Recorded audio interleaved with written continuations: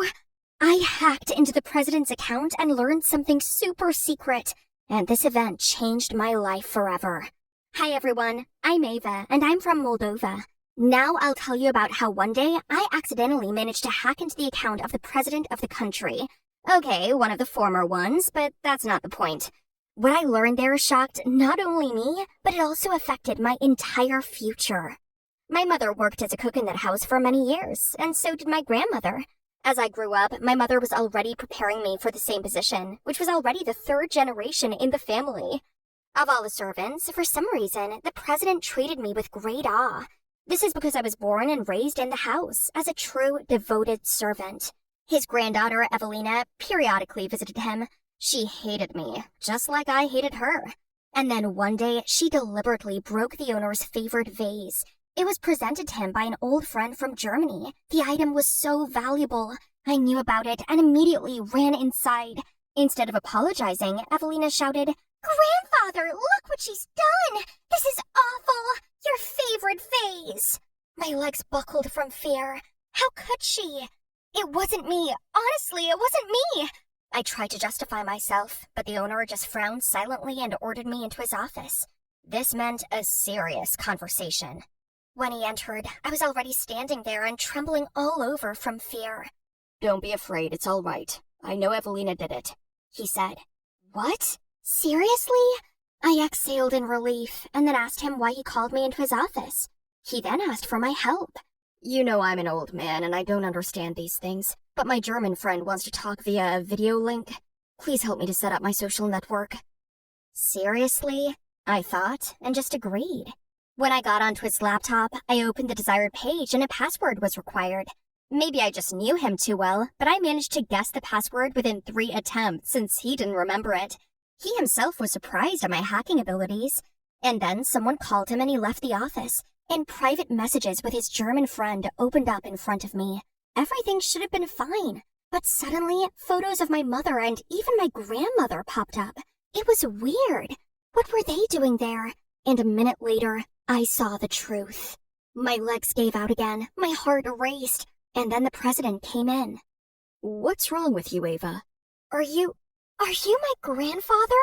The president immediately approached me and saw that the evidence was irrefutable. I had such a mess in my head. He immediately told me to remain silent, admitting that he and my grandmother had once had an affair, and my mother still didn't know who her father is. My grandmother has long since been retired and lives in another country, as per his request. My hands were shaking. A lump formed in my throat. How could I live with a secret? And then the president offered me a bribe for my silence. Firstly, he allocated my mother and me a separate house on the territory with all amenities, where only the two of us would live. He raised my mother's salary and promised a monthly bonus. He secretly bought me architecture courses and promised to help me get through college. At first I rejoiced. I was so excited by the clothes he bought with his money, phones, and trips to beauty salons. But then everything became clear. Evelina developed a special attitude. At first, the mean girl tried to spoil the food cooked by my mother, scratched his cars, stole everything from me, ruined expensive roses in the garden, and blamed everything on my mother. There was no reaction from the president, and it infuriated her even more. One day, there was a special reception at the house. A German friend of the president arrived. He gave a bunch of gifts to all the family members, and when everyone left for the dining room, he unexpectedly gave my mother a super beautiful scarf, saying what kind of delicious dishes she'd made him. Mom was pleasantly surprised. But Evelina, seeing this gesture, went berserk. She took the gift from my mother and shouted, "You don't deserve this! Have you heard about it? You were born a servant, and you'll die as one." Anger boiled up in me, but my mother, instead of putting this bastard in her place, simply bowed and asked for her forgiveness. "For what? She's your aunt by status. She has the same rights as you, mean girl!" I screamed. I grabbed the scarf, twisted it in my hands, and threw it around Evelina's neck, and then threw her on the floor. Evelina screamed as if she'd been hurt.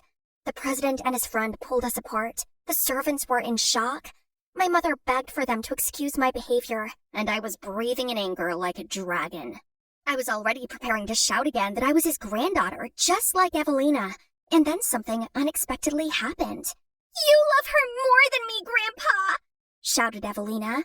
What? What are you talking about, honey? Everyone knows, and my mother and grandmother too.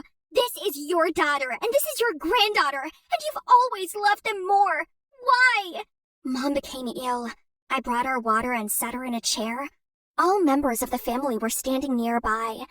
It seems that only my mother and the other servants didn't know about this secret. Now I understood why Evelina hated me so much.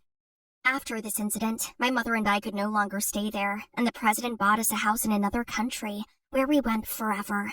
However, he still comes to visit us from time to time, and he asked me not to tell anyone about it.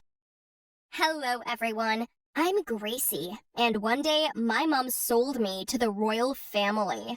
In fact, we already knew them many years ago. Just at some point, life threw us into poverty and they forgot about us. But then this family unexpectedly offered me a job to pretend in public that I was their adopted daughter, for which they promised a generous fee. Mom and I thought about everything and made a decision. A couple of days later, I arrived at this pretentious mansion in Britain. The main condition was not to communicate with my mother, and in every possible way to show how happy I was to live in their exemplary family. They tried to show themselves off by adopting a girl from a dysfunctional family. In the meantime, we, smiling, gave interviews, but behind the scenes, inside the house, things were completely different. Food flew at me. Once broccoli got stuck in my hair. My stepmother threw it at me. She was angry that in the pictures next to me, she looked old, as if that was my fault. My stepfather stupidly ignored all my questions, and then their daughter, my ex-friend Holly, well, she was, to put it mildly, a bitch. I knew that Holly was terribly jealous. Even as a child, she had everything a girl could dream of. Beautiful dresses, shoes, phones, a chic room, and a bunch of professional photos. But we had something in common. We both loved to dress up, to paint, to dress. It brought us closer. Of course, now I borrowed her dresses, but they suited both of us. She always said the makeup perfectly hides the puffiness of her face and under her eyes due to the poor functioning of both her kidneys. You have a lot of money. Why didn't you just get a transplant? You'd be surprised, Grace, but even with the kind of money my family has, you can't just go out and find a donor. There is one person in mind, though. It seems that her DNA matches mine perfectly, and the risk of rejection is minimal. Wow, who's that? For now, I can't say. It's confidential. I felt sorry for her at some point, and I became her friend again. While we were reestablishing our connection, screams and beatings continued in the house. Yes, her parents fought each other. At first I was surprised, but then I just got used to it. Holly watched the whole process. We entered the monitoring room with cameras installed throughout the home. I asked, "Do you have access here?" And Holly said, "Yeah, I'm watching everything around here. I watch to see which parent is wrong. I made my own keys a long time ago. They don't even know I always carry them in my pocket." Meanwhile, my mother, as I was told, received a fee for me, and I was given branded items. But all this didn't compensate for my loneliness in this frenzied family. I was saved only by our long-thought-out plan, to which I aspired. Now I'll tell you about it. During the next quarrel, I saw how in the owner's office, he again swore at his wife. She demanded money. He opened the safe and took out several fat packs. Wow, I said to myself. How much money was in there? The hostess took them and left the room while I hid around the corner. Then my friend came up behind me.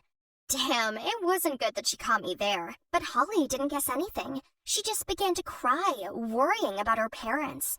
First, I took my stepmother to her room, and then my friend to hers, and brought her a drink. And then I took tea to my stepfather. Both fell asleep soundly after 10 minutes. Great, my sleeping pills worked. I stole the keys to the monitoring room from Holly's pocket and erased the extra tapes, left the right one, and turned off the cameras. Then I returned the keys and stole almost all the money.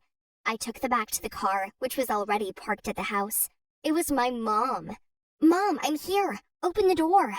Are you all set?" Of course, the parents quarreled. The stepmom was dumped. There is a video of them arguing, and he pulls out the money and gives it to her. After their loss, if they threaten us, I'll show what kind of real relationship they have in the family for the entire press. Their daughter's so dumb that she gave me all the passwords for the cameras and showed me where the keys are.